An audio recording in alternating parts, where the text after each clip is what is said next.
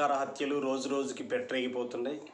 హైదరాబాద్కి 30 కిలోమీటర్ల దూరంలో ఉన్నటువంటి ఇబ్రహీంపట్నం మండలం రాయపూల్ గ్రామానికి చెందినటువంటి కురుమ సామాజిక తరగతి చెందినటువంటి కానిస్టేబుల్, హయత్నగర్ పోలీస్ స్టేషన్లో విధులు నిర్వహిస్తున్న కానిస్టేబుల్ నాగమణి అదే గ్రామానికి చెందినటువంటి దళిత యువకుడు శ్రీకాంత్ని ప్రేమ వివాహం గత నెల 10వ తేదీన యాదగిరిగుట్టలో చేసుకోవడం జరిగింది.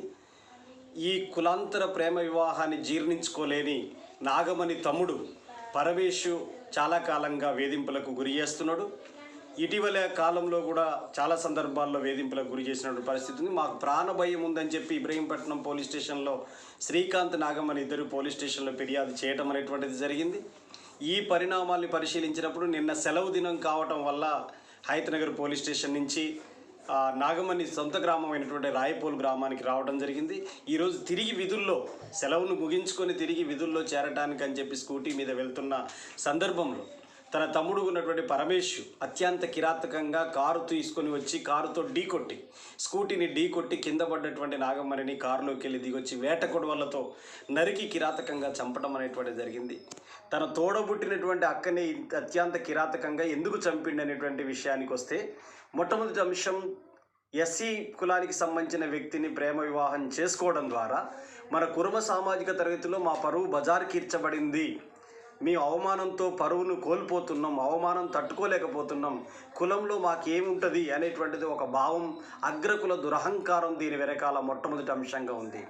రెండో అంశం ఏమిటి? నాగమణికి తల్లిదండ్రులు లేరు. నాగమణి తల్లిదండ్రులు సంపాదించినటువంటి కొంత ఆస్తి ఉంది.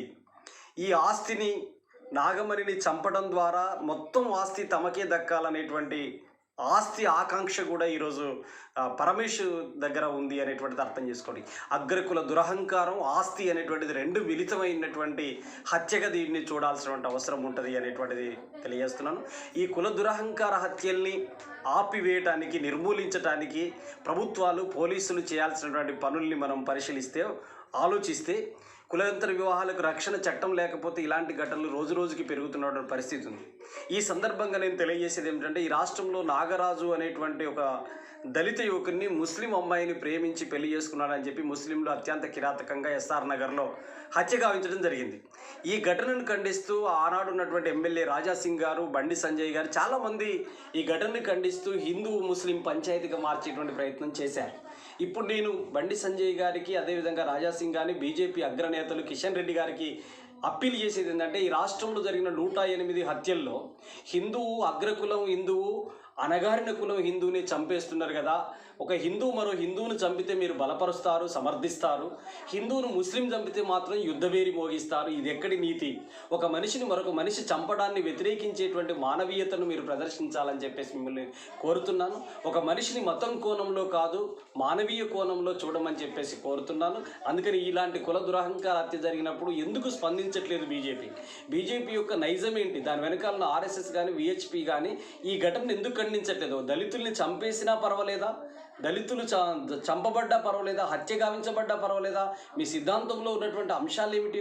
ఓపెన్గా ఈ ఘటన మీద మీ వైఖరి తెలియజేయాలని చెప్పేసి నేను కోరుతున్నాను.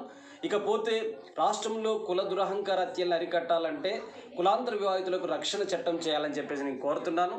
ఈరోజు నాగమణిని హత్య చేసినటువంటి పరమేశ్ పైన హత్యా నేరం కింద కేసు నమోదు చేయాలి.